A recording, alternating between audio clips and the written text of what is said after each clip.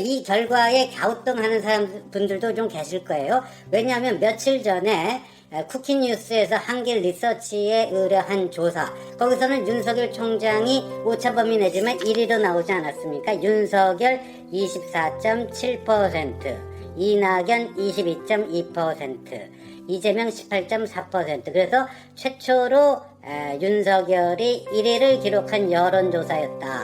그래서 엄청난 관심이 집중됐는데 불과 3일 천하라고 며칠 지나지도 않아서 다시 3등으로 꼬꾸라진 것 아니냐. 일부 언론은요 또 그렇게 기사를 쓰고 있는데 정말이지 좀 이런 말씀은 별로 드리고 싶지 않지만 조금 여론조사를 이해하는 지식이 매우 짧은 기자가 그런 글을 썼던가, 아니면 알면서도 윤석열 현상 이거를 팍 좀 평가절하해서 깎아내리고 싶어서 일부러 며칠 만에 3일 만에 1등에서 3등으로 꼬꾸라졌다, 이런 식으로 기사를 쓴 게 아닌가 보여지는데요.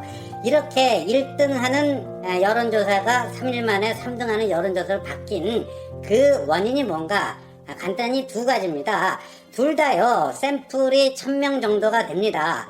이 윤석열 총장이 1등으로 나온 한길 리서치 조사는요, 그 조사 시점이 7, 8, 9 지난주 토요일부터요 이번 주 월요일까지 7, 8, 9였고요 오늘 발표된 한국갤럽 조사는요 10, 11, 12 이번 주 화, 수, 목, 그러니까 지난주 토요일부터 시작하고 토일, 월 3일하고 화수목 3일. 그러니까 이게 뭐 붙어 있는데 이렇게 뭐 갑자기 뭐 1등 하는 게 3등으로 이렇게 되고 이런 거는 익히기가 힘들죠. 물론 이제 조사 기간에 따라서 일정한 그 차이는 있을 수 있겠습니다만 이렇게 차이가 난 거는 두 가지 조사 방식의 차이 때문에 그런 건데요.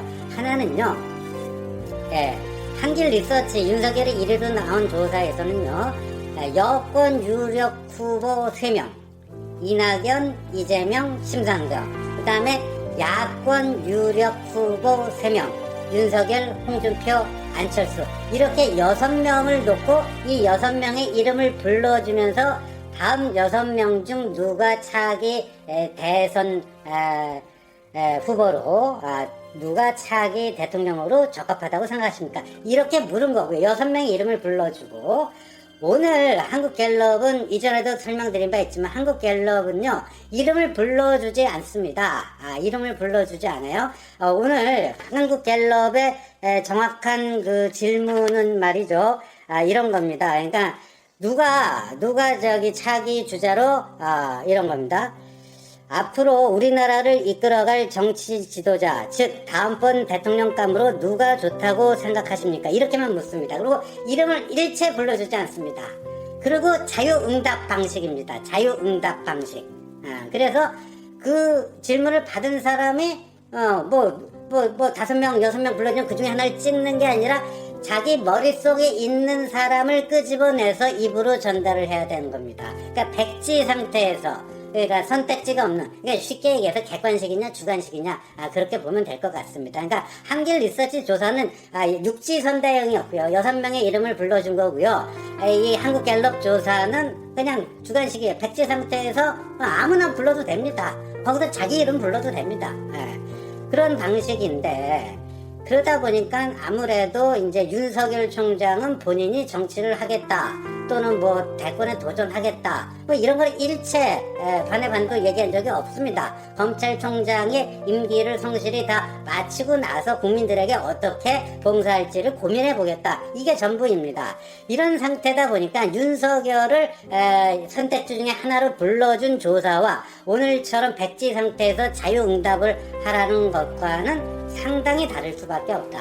그러니까 정치 참여 의사도 아직까지 피력을 안 한 상태이기 때문에 오늘 같은 조사에서는 윤석열을 답하는 응답률이 낮아질 수밖에 없다 하는 거고요.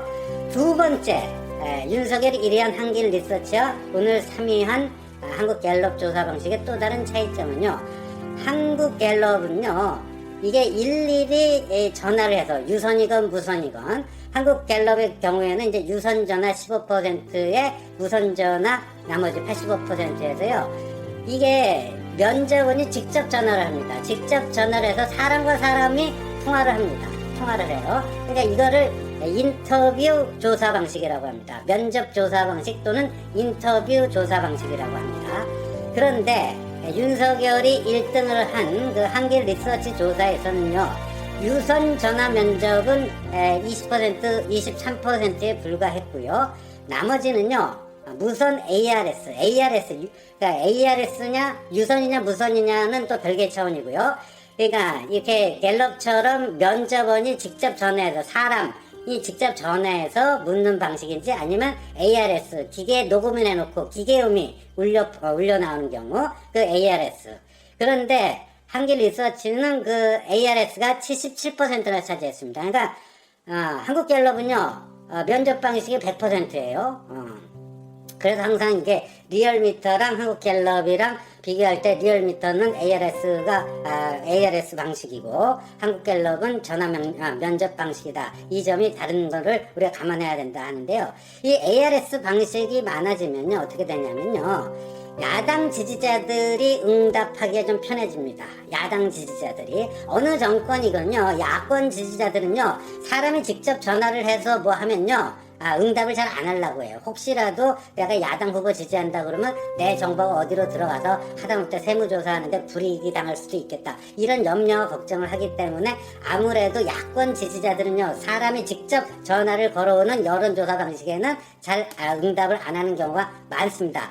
그 반면에 기계가 물을 경우, ARS가 물을 경우에는 조금 더 편안한 마음으로 야권 지지를 밝힐 수가 있습니다.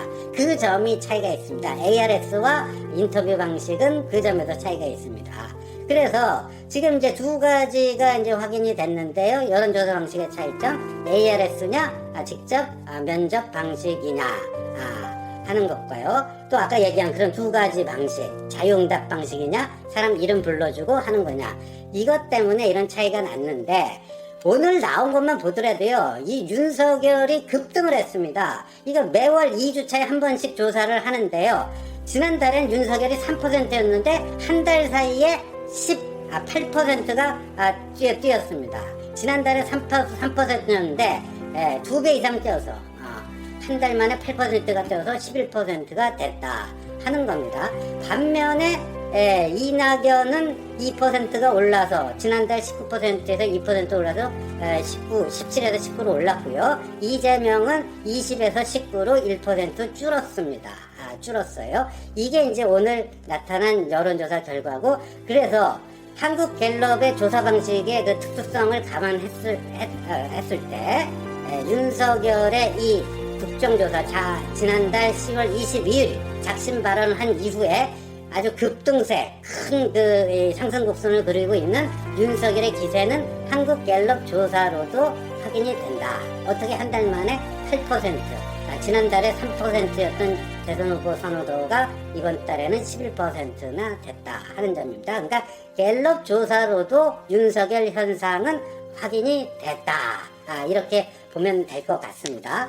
그런데 그럼 지난달 여론조사하고 오늘 나온 여론조사를 비교를 해보니까요, 윤석열이 이렇게 급등을 하게 되면요, 그걸로 인해서 피해를 보는 사람들이 있지 않겠습니까? 그래서 이재명이 일단 1% 빠졌습니다. 안철수도 지난달 대비 1% 빠졌습니다. 홍준표도 지난달 대비 1% 빠졌습니다. 그리고요,